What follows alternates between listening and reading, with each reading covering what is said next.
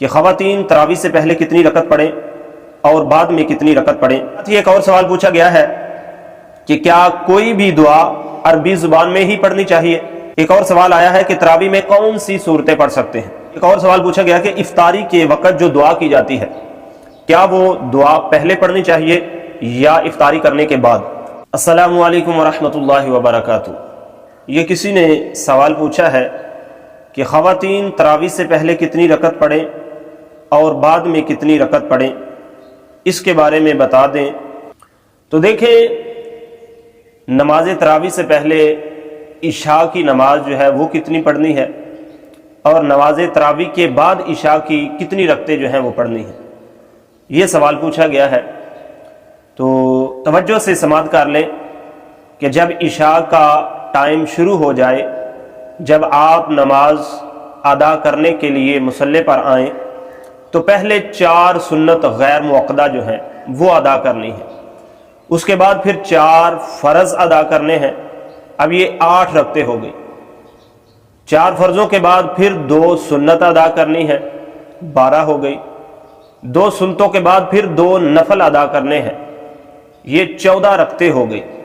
یہ 14 رکعتیں ادا کرنے کے بعد پھر 20 رکعت نماز تراویح جو ہے وہ تراویح کی نیت سے ادا کرنی ہے۔ 20 رکعت نماز تراویح ادا کرنے کے بعد پھر 3 وتر ادا کرنے ہیں۔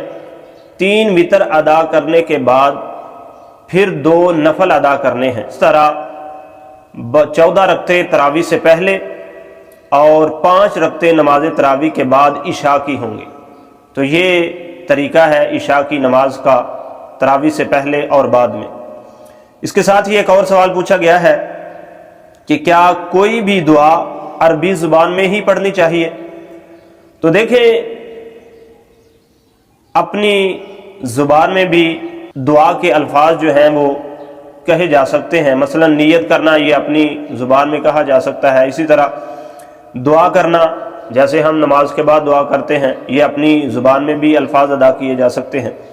لیکن جو چاند دیکھنے کی دعا ہے یا روزہ رکھنے کی دعا ہے یا روزہ کھولنے کی دعا ہے یا اور کوئی بھی کسی بھی موقع پر دعا جو ہے وہ پڑھی جاتی ہے، جو احادیث میں آئی ہیں یا قرآن پاک کی آیات ہیں جو دعائیاں ہیں، تو ان کے الفاظ جو ہیں عربی میں ہیں، تو وہ چونکہ وہ عربی میں ہیں اور رسول اللہ صلی اللہ علیہ وسلم نے یا صحابہ اکرام رضی اللہ تعالیٰ عنہم نے وہ الفاظ عربی میں ہی ادا کیے ہیں، تو سنت یہی ہے کہ ان کو عربی میں ہی ادا کیا جائے۔ اگر عربی میں ادا نہیں کریں گے تو پھر سنت پر عمل جو ہے وہ نہیں ہوگا۔ اس لیے کوئی بھی دعا رسول اللہ صلی اللہ علیہ وسلم سے منقول ہے تو وہ عربی میں ہی پڑھنی چاہیے، یہ زیادہ بہتر ہے اور سنت پر عمل ہے۔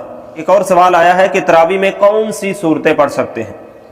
تو دیکھیں، نماز تراویح میں عورتوں کے لیے کوئی مخصوص صورتیں نہیں ہیں، وہ اگر آسانی لگے تو اس کے لیے بہترین یہ حال ہے کہ وہ قرآن پاک کی آخری 20 صورتیں جو ہیں وہ زبانی یاد کر لیں اور ہر رکعت میں ایک ایک صورت ترتیب سے پڑھتے جائیں، تو یہ بہت ہی اچھا عمل ہے۔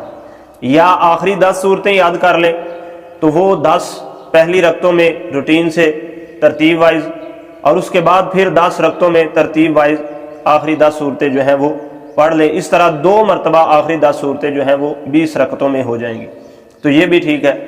اگر یہ بھی نہیں تو اس کے علاوہ قرآن پاک کی سورت قل یا ایھا الکافرون پہلی رکعت میں پڑھ لی جائے اور دوسری رکعت میں قل ھو اللہ احد تو یہ پڑھ لی جائے، تو یہ بھی ٹھیک ہے۔ اس کے علاوہ ایک اور سوال پوچھا گیا کہ افطاری کے وقت جو دعا کی جاتی ہے کیا وہ دعا پہلے پڑھنی چاہیے یا افطاری کرنے کے بعد۔